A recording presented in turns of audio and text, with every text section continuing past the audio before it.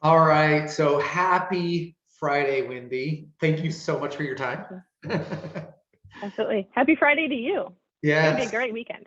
it is. It's going to be a great weekend. I like doing these interviews or podcasts, whatever I'm calling them on Fridays. I just feel like the energy's good. Not that I'm trying to get out of a week, but I love my weeks that happened. I love my weekend, and then I love getting into my next week. So it just seems like Friday's kind of one of those pivotal points in my week where I get to ramp into something different for a couple of days. And so lots of energy on Friday. But I wanted to talk to you and interview you because I don't even know now, like if it's been like a year or two. As I get older, like I lose track of time. I have no idea.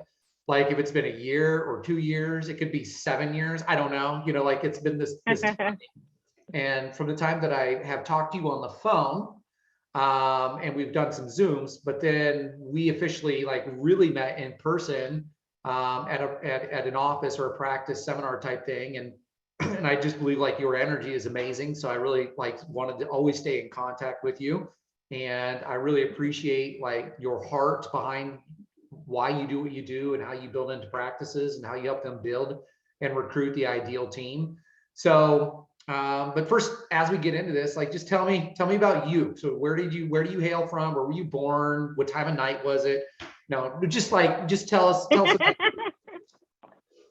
I was born in a manger. Just you. kidding. Uh-huh. I I grew up in this area, and I currently live in the Lansing area, and I grew up in this area in a small little town, but still in the area. But so I've been here my whole life, and so getting into dentistry, once I did get into dentistry, it was so nice, and it is still really nice to be able to help continue to serve the community within dentistry here.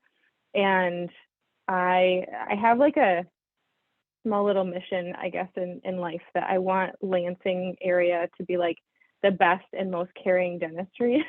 Mm-hmm. I don't know if I can make that happen because I don't work with every single office, but it's still kind of like a little mini mission of mine to make sure that everybody here has good quality care, because of the community that I've kind of built. So Yeah, awesome. So and then how long have you been at this? I've been in dentistry since 2010, when I went to dental assisting school, and then I just kind of as a fun little background too, I had always been the kid that hated going to the dentist as a kid, and um, like never hardly even went to the dentist, and actually I remember I thought that it was up there, but I put it upstairs. I had a little cute dinosaur toy when I was like 5, and I was just throwing a fit at the doctor's office or at the dentist's office. And I remember my mom getting called and saying, the doctor said that you won a stuffed animal. And I went in there, and I remember thinking, and I don't think that my mom had told me to do this. I just remember thinking, why did you pick me for this? Because I was such a bad kid when I was here. And she's like, oh, sweetie, but that's okay. And I was like, but it's not. You should give this to a good kid. But now, like thinking back, that was actually probably a really good tactic to hopefully like kind of like a bond between the office and the kid, that it's okay. Like, we know that this was stressful, but we can get through it together. And so that's the kind of feeling that I want to bring to every dental office, and to any kind of kid or even adult, because there's a lot of adults that really could use the stuffed animal too. Yeah, no kidding. Right. Right. Okay, cool. So you got into dentistry there, and then how did you progress? So it was just you recruiting, and now you have a team of recruiters, and you have a process you follow. But before we got into that, Wendy, as of now, like what was your progression that you took? You went to school for dental assisting, and then what did you do inside the practice before you decided to do what you do now? Like, how did you determine there was a need? Sure. So I started as an assistant, moved into receptionist to get out of a bad office. And once I became a hiring manager in 2014, I remember thinking, it was kind of like we all have those like dips and valleys of like if there's a lot of candidates or not a lot of candidates. And at that time, there just wasn't a lot of candidates. And I was like, there's got to be a Facebook group. Like there's got to be people out there that I don't have to pay to be able to find somebody. I can just find them in a Facebook group. So I created one. And that's kind of grown into my little dental community here in the Lansing area. And I remember, placing people and connecting people because they don't necessarily want it to be known that they're looking for a job. So they would message me and then they'd say, hey, do you know of any offices looking for a dental assistant in East Lansing? And I would make those connections and I'd get super excited. I'd come home and be like, honey, I just made another connection. I got somebody a job. And, and then the offices a few weeks later text me and they're like, thank you so much. I'm so excited. So that was kind of where the need started. But I didn't create it into a business until, several years later, because I didn't realize, or I didn't know the way that I could make it into a business. Yeah. And I had always wanted to have a business of my own. And then once I kind of found the puzzle pieces together, I was like, I could totally do this. There's so many people. It was Michelle that she asked me for the first time, can you help me? I don't have time to find another assistant. Can you help me find one? And I was like, yes, let me do that. And so it kind of spiraled from there. Okay. So that's how you got into it. And so now tell me about, how big is your team now? Like, is it 2? Is it 4? Like how big is it? I have 6 people on the back end that are not like forward facing or client facing. And then after this, I have a call with some of my other team members, and we're going to make the decision to hire our second recruiter. So we have one currently, and then we're going to bring on another one. And I'm super excited for that. I'm super excited for the growth of the company. So the recruiters like you, they're doing these interviews. And so tell me about the interview process. So here's what I see is I'm working with all these practice managers, and you've been inside the practice, and the owner and the practice manager see that there's a need to hire a teammate. That depends on wherever that teammate is, doctors, assistants, front desk, hygienists, like whoever it is, there's a need in the practice. They decide they're going to do it, and then it falls on the practice manager's plate. And what I've tended to see over the course of the last 6 years that I've worked in dentistry is like anything that isn't somebody's specific job to do, it's the practice manager. Oh, guess what? It's the practice manager. Oh, now here's another thing we need to do. You do it. Oh, we need to do marketing. Now you do it. Now, so all of a sudden the practice manager has 372 top priorities that they need to be working on. And what I have seen is a transition of, and I've been talking to all my practices about it. I'm like, listen, you have got to start taking your practice manager, keep them highly focused on 1, 2, 3, 4, and 5. And this hiring component needs to be put outside the office, because it's the amount of effort that I have seen, and I'd be curious about your feedback, but the amount of effort that I have seen to get an ideal team player inside the practice seems like it's become like tenfold harder to get the right person in. Does that sound fair? Yeah. I mean, I think that you're absolutely correct there. And especially because now there are so few candidates, and, you can even ask a candidate and then 3 days later, it's completely different. You'll ask, like, are you currently interviewing for another job? And you'll be like, I found the person for the office, and then they find another job. And then it's like, no, I have to start the process all over again. So yeah, it's frustrating for practice managers. In addition to, it's very time consuming. So I agree, practice managers have 10,000 things on their plate, and not everybody is great at hiring, and that's okay. You don't have to be great at everything. Right. Yeah. I keep on telling people, like, if you offboard this service to somebody that has the right mental approach, the right logistical approach, the right heart approach to bringing somebody, kind of taking the funnel from here to here, right? And then looking at these top candidates at the bottom of the funnel, is that the time leverage for the practice itself is huge dividends for productivity. So they think they're, like, no, we have to spend money on a recruiter. I say, no, you're spending money. You're spending 3 times that amount of money, because your practice manager or your HR person is way overburdened with other things that they're doing. and they can't keep up with again, if it used to take 10 interviews to find one good person, now we're sitting at 20 or 30 interviews to find that same one good person. And so this lost productivity over here, because they're having to chase around all these potential candidates, in reality should be handed off. That's my opinion as a business coach. I agree. And I think when I kind of explain it that way, I think you did it very elegantly, I should also mention. Sometimes I think people are like, oh, well, you're just saying that because, you want the business. It's like, no, but legitimately, you're honestly just wasting a lot of the time where you can do things that make more sense for the business, for the team members, for the patients. You can be there for those people. And I'm taking away like 90% of the effort and the work that you have to do, 90 to 95%. You're just watching the Zoom videos at the end and determining, does this person fit? Right. So tell me about that. So you say the Zoom videos at the end, but what is the process? Okay. So what is the process? Like identification. So tell me, when you walk an office through the process, you onboard them as a practice. Tell me your onboarding process with a business or a practice to make sure that you know who I call them avatars, like their ideal team player. Who is their avatar for this position or the practice? So what is your process that you walk people through? Yeah. So I'll kind of just explain the whole process, I guess. The first thing that I start out with is having them answer a lot of questions. And the reason why I have them answer so many questions, everybody always says, that was very thorough. I want to almost kind of pretend like I am working in your practice, because that's the amount of care that I want to have and that I do have for each practice.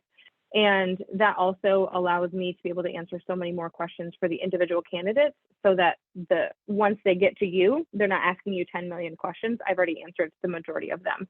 Right. And so I go through all of the questions, and then I create a customized listing for each office, and I post it to relevant pages and groups and websites and whatnot. And then we do the phone interview, kind of like a screen, just to make sure essentially that the beginning things are all what's most important, that we're kind of checking off those boxes. And then the Zoom interview we have, which is second, is to go through a little bit more of personality and just to make sure that what we're doing in the Zoom video, we're going to be showing to the office to say, like, this is who we have. Do you think that their personality can fit? And I'm so thankful that I keep hearing more and more lately, I'm hiring for personality. I don't have to hire for experience.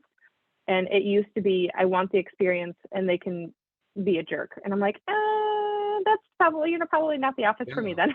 Yeah. I want to have that a good relationship. And then they get to meet the office or do a working interview or whatever the case is. So let me repeat back what I think I heard, is that essentially you have a discovery process with the practice. So you can virtually walk into that practice in your mind, so you can see what needs to happen, probably from team culture to clarity of expectations for what they're looking for. And in that discovery process, do you ever have to do any hand-holding or helping create that clarity around what they're looking for? Because I'm sure people will call and say, hey, I need a front desk. And you're like, okay. So do you find that you have to help guide them on to find that clarity? Because I'm telling you from my side is that when I'm talking to my offices, they lack clarity on each positional role, on what they really want from the person. So then they hire a person, whether it's a good hiring process or not a good hiring process, they hire them. Now the person isn't even clear what they're exactly supposed to be doing. So no matter what, it's not like they could fight through it and be successful, but their chances of surviving that first 90 days is low because they weren't brought on with the right clarity. Does that make sense? Yeah, it does. And I don't feel like I have to do a ton of hand holding. Usually I'm just kind of asking, I guess, specific questions, and that kind of prompts them. So maybe even if they weren't, maybe they could not be very clear on what they want, and just by the questions we get to that point. But a lot of times in that discovery call, or that intake call that I call it, for the intake questions, I should say, I have a lot of people that are like, okay, Wendy, you're the expert here. You tell me, what do other people do? What should be the norm? What does this role look like? And, you know, I'm very thankful that there's so many people out there, if it's an office manager or if it's the owner of the practice, that they're very flexible. And, you know, here's a list of tasks, but this is between you and another person. And if this new person coming aboard absolutely hates to do this one thing, the other team member really enjoys it. So we can kind of play off from each other and kind of almost create a perfect role for those individuals, you know. So that's another nice thing that people are willing to do these days, is be a little bit flexible with their team members. And luckily the team members that are working for the offices, typically they're also willing to be flexible. I think with the last, you know, from 2020 to 21, there was so much change. There's still change within offices, but I feel like there's a lot more settling down happening and not as much moving. So I'm thankful for that. Yeah, no kidding. Yeah, I know when I'm working practice and I'm really coaching into them, I don't know if you're familiar with him, but Patrick Lencioni, he has a book called The Ideal Team Player. So where people need to be hungry, humble, and smart. And so Patrick Lencioni, there's like a 14-minute video on YouTube that describes it very good and very quick. And even at the end of that video, he says, you guys, we have got to quit trying to hire people for degrees and certifications and grades.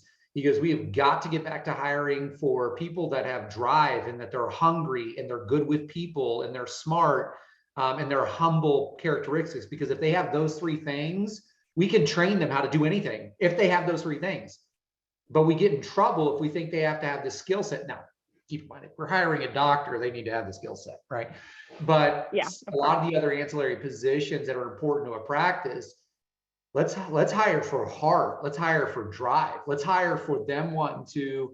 What I always tell is like from every position, they need to be a leader with their mindset of being a servant, even at the front desk. Like leadership is not a position, it's a mindset. So when we find those people that are hungry, humble, and smart, they make great team members. But if we have this roadblock in our own mind that they already need dental experience, it weeds out a ton of good people.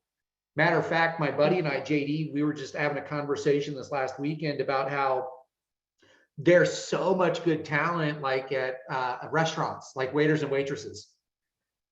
So much good talent because they know how to serve, they can multi-think, they can take care of multiple things at one time. They don't get frustrated. I mean, they get frustrated, but not as frustrated as somebody else. So if you think about somebody like that getting into a front desk role or an assistant role or something like that, they already have the built-in capabilities. They have no dental experience, but they've already got the built-in capabilities to handle that multiple functional movement and client experience. Does that make sense? Absolutely. Yeah. And actually, you were the one that I got that idea from. So when I go through the attributes, I always tell the offices, there's three things I'm always looking for in a candidate. If there's more things that you want in particular, please let me know. But I always tell them, I look for somebody who's hungry, humble, and smart. I literally say that in every one of my calls because reading that book and kind of embodying what that really means and understanding it completely makes sense. And so then you don't actually have to, I don't know, it's just so much more fluid. If you find somebody with those three traits, it's like, okay, this is going to be a winner. They've got all three. Yeah. What I've started doing just here in the last month is I have them develop an avatar for each position. So if they decide an avatar or attributes, I listened to this other podcast. It was by Darren Hardy. If you're familiar with who he is, he has like the 12 top attributes of a team player for his company. And so I call it like the avatar attributes, whatever you want to call it. But I always use the core virtues or attributes of the ideal team player as number 1, 2, and 3. And then I say, if you want to pick 7. So and that's where people go into stuff that kind of looks like the core values. Like they've got to be with integrity. They got to speak they've got to have a good attitude. They've got to, all these other attributes. And so that way I tell them, if you want to hire a good person, you have to create them on paper. So when they show up through your door, you know exactly that it's that person. But if you kind of know who you want, or you don't have clarity, then you're going to get kind of a person. And now bringing that person, so you bring them on through the hiring process. Now they have an onboarding process, and it's going to be a struggle through this onboarding process because they're not even clear on what they really wanted. Does that make sense? Mm-hmm. Yeah, absolutely. I think that that's a great thought, to make sure that your offices have that ahead of time. I do it in a little bit of a different way, but I like, kind of sparks my thinking brain.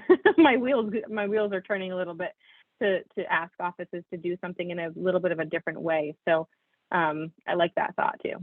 Yeah, I like it too. Like if you use that before they get to the practice when I'm working with them, it makes my job easier. There you go. Perfect. Yeah. So, but yeah, I mean, the biggest thing that I see right now is when we're trying to hire. Oh, wait, I got to go back. So see how my monkey mind and my squirrel brain tends to go off where we were. So let's bring it back. So we were on the Sure. discovery. Then it was the phone call, right? So you're having the phone call with the actual candidate. Now, between the discovery with the practice and the phone call, you're placing all of the ads, the stuff in between. I'm friends with you on Facebook, and so I see all your, when you're looking to hire, Yeah. ad stuff that's going out there. So you're placing all that. So you cast the net, you then bring them in, you then set the first interview. So that's where your first filter is. So you create that bottleneck they have to qualify through, right? And then that's what you and one, or soon to be maybe three, so three different recruiters, okay, they go through that. All right, and then the next phase is once they get through that bottleneck or that filter, they then end up at your Zoom interview, correct? Okay, so then once they meet the criteria in your Zoom interview, that's when you hand it off to the practice owner or the practice manager and the owner, correct? Yeah, yes, absolutely. I was going to say sometimes there's a few times where we'll get into the Zoom and we'll be like, where is this person? This was not the person we talked to on the phone. And so infrequently we have to say no at the Zoom level, but sometimes it's also in the phone interview, we're like, I think maybe. And so, if there's a maybe, then we'll go to the next step. But we essentially want to make sure that we're, again, filtering before we get them to the office level, because essentially we are supposed to be taking the most amount of time away from them and not wasting their time. But even so, they have access to all of the information that we have. So all of the resumes, all of the documents and the information in Google Drive. So they have access at any time to really look to see, anything that we've already done. But as soon as the Zoom is finished, we send it off to the office for them to evaluate too. Are the phone calls recorded as well? The office doesn't hear anything about the phone call. It's transcribed. So we'll type everything up. But yeah, we don't send any recordings to the office for the phone calls. Okay, so then after the Zoom, then the person comes, after the Zooms get sent off, and then the practice manager, owner, who's ever in charge of that, HR, will then bring the person in for a physical interview, correct? Yep, either a meet and greet, a phone call, a working interview, just depending on the individual, their schedule, what everyone's schedule essentially looks like, because sometimes a phone call is what's needed before going into doing a working interview. Sometimes they just come in and see the office. It's very dependent on the individual practice, but usually we like to do a meet and greet at least. It's never hey, here's a Zoom, you're hired.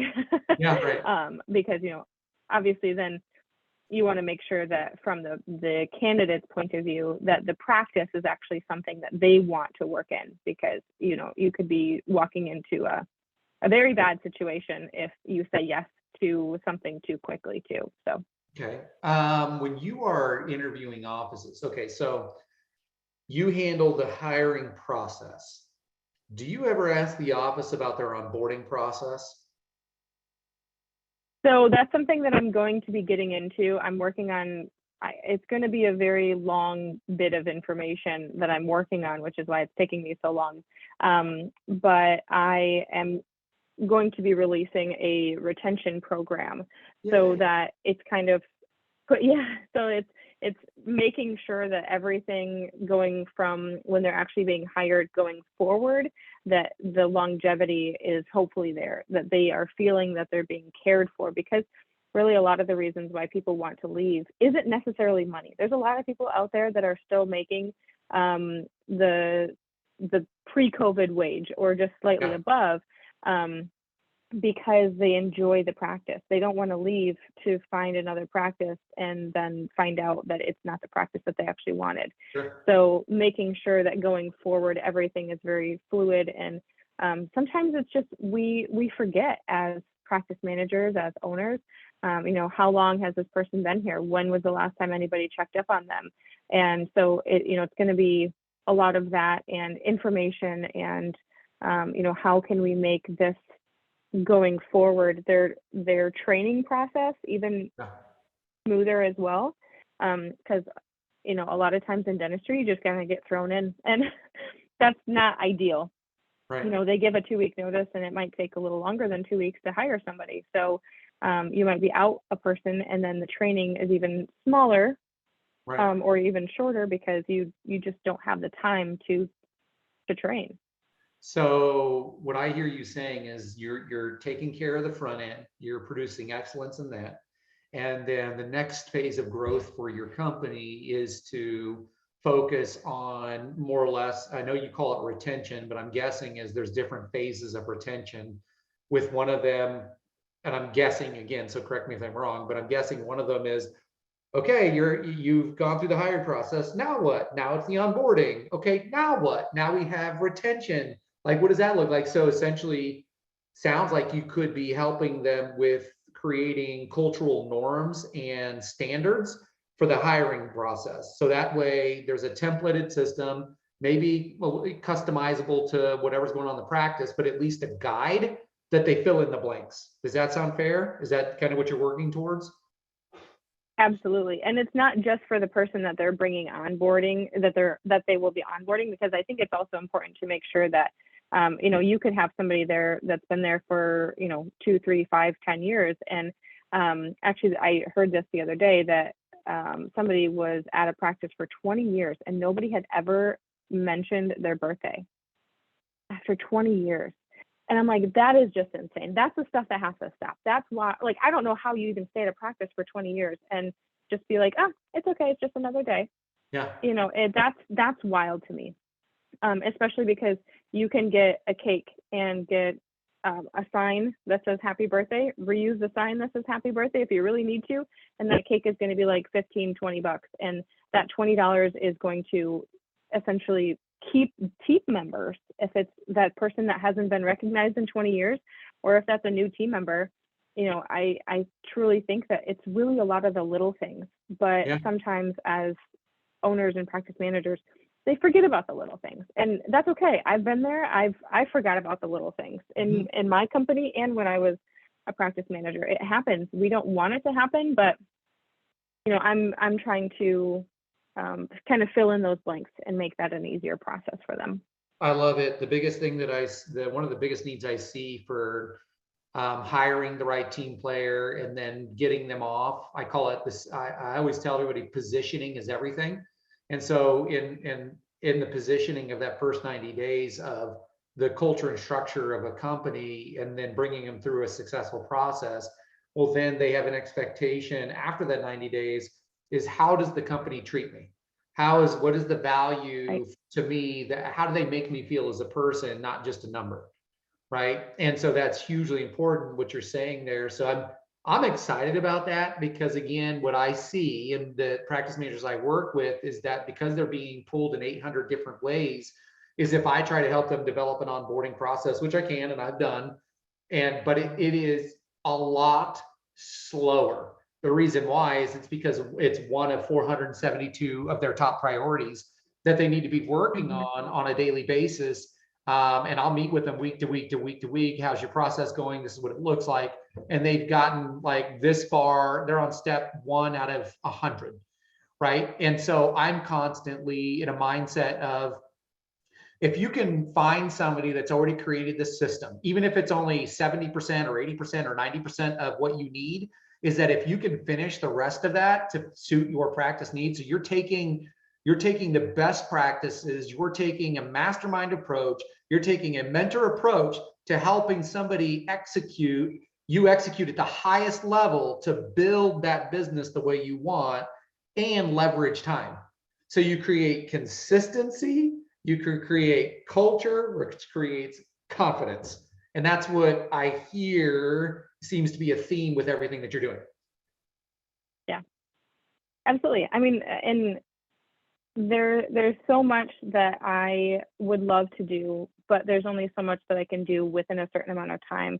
Like I had said, I really love the people in my community, and I want to be able to help them, but I want to be able to help everybody as well. But you can't help everybody until you get to that point where you're able to help everybody. So, I have also 532 tasks every day to do as well. So that's why it's going a little slower. I'm pacing myself to make sure that I'm, one, getting everything down, and two, that, my business and everything is structured well, and making sure that I'm caring for my employees, because those are the top things to me.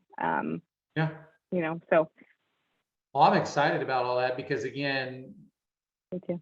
I believe everything's in the setup, and you're on the front end. So you're on the setup of all this, and then you're building another setup process. And then even when you talk about the birthday thing and you talk about this, like, that stuff is so important. And I always tell people what gets scheduled gets done. And so for you, creating a template or a checklist of things that here are these key things that you need to make sure you're doing for every team player. And then here's how you make sure you do it. So what I see a gap consistently is people, because you can go out, like I could go out right now and I'd be like, Wendy, I know what I'm going to do. I'm going to go out and I'm going to get onto Google, and I'm going to look up the top 10 things that I should do for team member retention. And I'm not going to hire you. And then they go out and they do that. And then what do they do with it? Nothing. They don't do anything with it. Well, but you can do that with anything in the entire world. That's what I'm saying. Do you have the time? Do you have the patience? Do you want to do it? Because if it's something you don't even want to do in the first place, and you're just like, oh, I'm just going to save, X amount of dollars, sometimes that doesn't have anything to do with anything, and you're going to end up losing in the long run. But yeah, it's not a lack of, and I've read this in multiple books, it's not a lack of information that's going to get us where we want. It's a matter of implementation and execution over time. And that's where people fall flat, because you can go get all the information you want: lose weight, how to get rid of anxiety, depression, how to run $1 billion dental practice with one dentist, like all kinds of crazy stuff. But you can find it all on the internet. It's all there, right? The problem is that we're the problem. That's the problem. Right. So what do we have to do is we have to realize, number one, Anthony, you are the problem. Number two, who can I find that can help me accomplish what I'm trying to accomplish? So, and I'm always about, I have a t-shirt that says design your life. So I'm always about, how do you create a lifestyle with your business that allows you to design your life, not create more of a burden on you. So whether you're a practice manager or a practice owner, or an HR manager, however we're hiring in, how can we design a very specific process, a very specific practice, with utilizing experts that are already in the field, that we don't have to go waste our time doing all the stuff that we're not going to do anyway, because we are trying to save money. And then in the meantime of trying to save money, people, what is that phrase? Like, we're like pinching pennies to lose dollars or something like that. I don't even know what it is. Some kind of phrase, like I'm stepping over dollars to pick up a penny. That's what I see all the time. Like, I'm going to try to do this all myself, and they end up costing themselves so much time and so much money. The reason why they don't think they're costing money is because it's not money they're actually spending. They're losing opportunity cost money, but they don't calculate that. But as a business coach on my end, I'm always calculating that, right? That's why I wanted to bring you on, because I'm like, Wendy has so much value with what her team does. And I keep on talking to my practices about it. I'm like, you guys have got to talk to her. Whether you decide to work with her or not, that's on you, but you got to talk to her, because what she's doing is making such a difference in other practices. Is I want you guys to talk to her. So anyways, that's why, I enjoy your time. I enjoy your time talking. You have any questions for me as like a business coach from my perspective, or the opposite side? I guess it's not the opposite side. We're on the same side, but it's just a different perspective. Yeah. Questions for you? I don't know. I mean, I know that like after the podcast, I'm going to be like, okay, now this is where I'm at. Do you have any thoughts?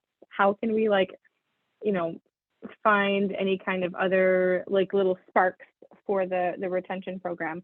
Because I ultimately want to make sure that this is something that's able to help so many more people than what we ever thought of before. That's kind of my goal. And to make dentistry, I know for a while people have kind of said, you know, don't get into dentistry. It's not great. There's too much drama and stuff like that. I'm like, I've never worked in an office where there's drama. And I think it's because if you bring drama, then you have drama. But, you know, so anyways, to get off the soapbox, I guess, is I just want to make sure going forward that everybody's in the place that they want to be in, you know, because we often get stuck in jobs and we don't need to be stuck. That's right. No stuck. So, all right, cool. Well, I appreciate your time. I know you got to hop off here in a little bit to talk to your team members and look towards the vision of your business as you continue to grow it. So again, I appreciate your time. Thank you on this fantastic Friday, and we will talk soon. Awesome. Thank you so much for having me. I appreciate it. All right. Thanks, Wendy. Thanks.